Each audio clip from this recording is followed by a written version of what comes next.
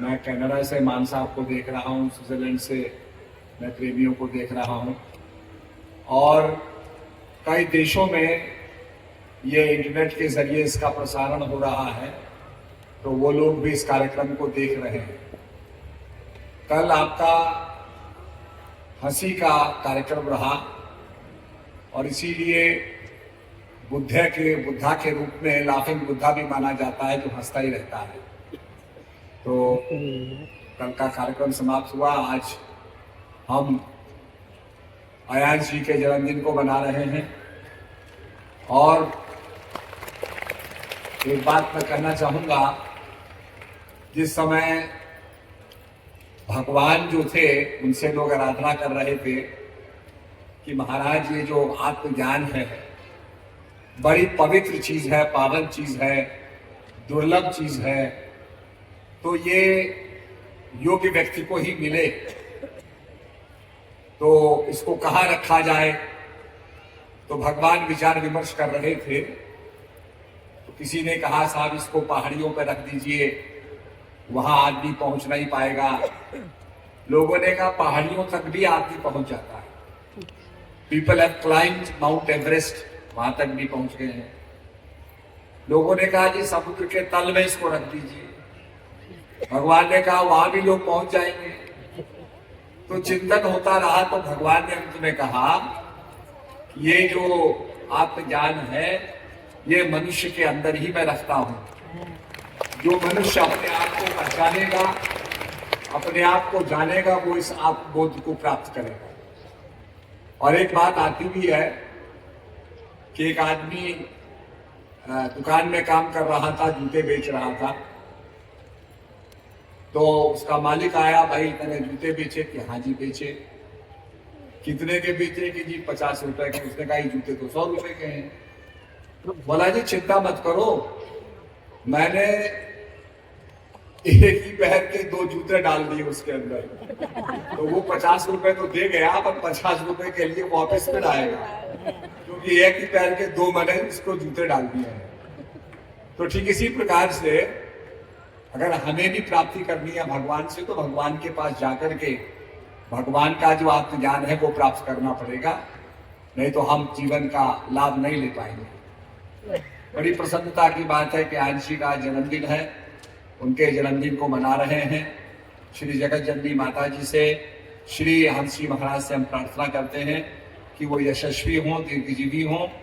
और आपने देखा होगा जब लोग पुरी में जाते हैं तो पुरी के अंदर वहां 3 मूर्तियां लगी हैं।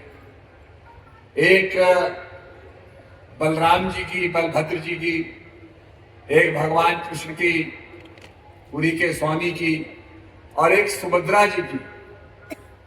तो सुभद्रा भगवान की बहन थी, तो 3 मूर्तियों का वंदन होता है।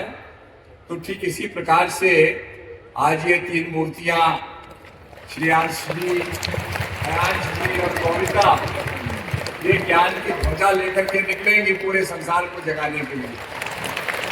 हमारे लिए बड़े गौरव की बात है, इसलिए भाई महात्माओं को तैयार रहना है। बहुत से आश्रम का निर्माण हो रहा है।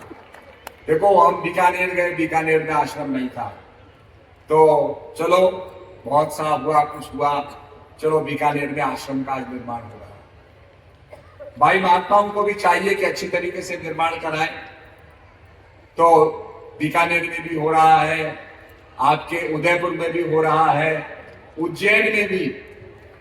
उज्जैन की तो बड़ी विशेष कृपा है हमारे साथ। मैं बहुत पहले उज्जैन में गया था, तो बड़ा भव्य सत्संग चला, और जब हमारी शोभा यात्रा निकली तो लोग माला फेंक रहे थे। किसी ने कहा भैया पैसे नहीं कमाने तुम्हें, तुम ऐसे ही फेंक रहे हो माला। अरे उन्होंने कहा आज संत जा रहे हैं, संतों पे माला हम डाल भी देंगे, नौशाबिर भी कर देंगे, तो क्या बात है, एक दिन पैसे नहीं कमाएंगे तो क्या बात है। तो इतना भव्य आयोजन था। तो आज वहां बहुत बड़ा आश्रम बन रहा है। हमारा तो छोटा सा आश्रम था और आज बहुत बड़ा आश्रम बन रहा है। तो उसमें खाटू श्याम में बन रहा है, खाटू श्याम ने भी वहां हमें जमीन दिलवा दी है, तो खाटू श्याम में भी आश्रम बन रहा है।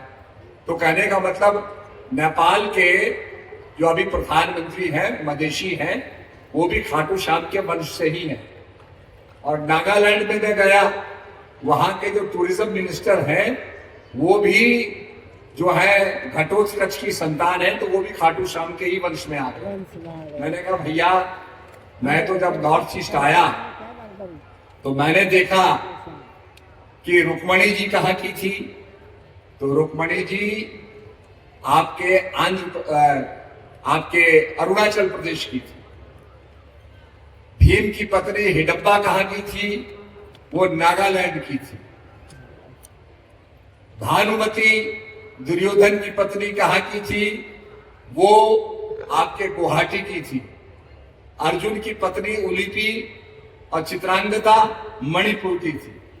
तो ये महाभारत काल के अंदर तो सारा अरुणाचल जो है, सारा नॉर्थ ईस्ट जो है जुड़ा हुआ था। तो कहने का मतलब है ये भारत की प्रगाढ़ता दर्शाता है, अखंड भारत को दर्शाता है, भारत की एकजुटता को दर्शाता है, किस प्रकार से भारत हमारा जुड़ा हुआ था। तो ये अपने आप में उस भारत के अंदर हमें प्रचार करना है। और जब शिवाजी महाराज गए अपने गुरु महाराज के पास, तो गुरु महाराज ने ज्ञान दिया और कहा भाई तुझे तन मन धन सब अर्पण करना है। शिवाजी महाराज ने अपना राज्य अर्पित कर दिया। तो गुरु महाराज कहते हैं देखो, एक तो भगवा ध्वज लहराओ, क्योंकि ये गुरु महाराज का राज्य है, और तेन तत्ते न भुंजित, त्याग की भावना से इसका उपयोग करो। शिवाजी तुम इस राज्य को चलाओ, पर अपना मान के नहीं, गुरु महाराज का मान करो। शिवाजी राजा है, तो आज जो सेवा करने वाला है वो गुरु महाराज को मान करके सेवा करे। महात्मा लोग भी बड़े आश्रमों का निर्माण कर रहे हैं, बाइयां भी निर्माण कर रही है, जगह जगह आश्रम बन रहे हैं, तो ये बहुत अच्छी बात है। पर ये हमारे कार्यालय से पूछ करके ही ये निर्माण कार्य होना चाहिए। तो इन शब्दों के साथ सभी प्रेमियों को मेरा आशीर्वाद, आपकी जर्नी सेफ हो, सुरक्षित हो, और आप अपने अपने वहां पहुंच करके प्रचार कार्य को करें। और आने वाले समय के अंदर आप देखेंगे कि हमारे श्रेयांश जी, आयांश जी और गौरिता, ये भी धर्म ध्वजा को उठा करके, धर्म के झंडे को उठा के, सतनाम के झंडे को उठा के ये भी प्रचार करेंगे, और गुरु महाराज का प्रचार दिग दिगंत फैलेगा।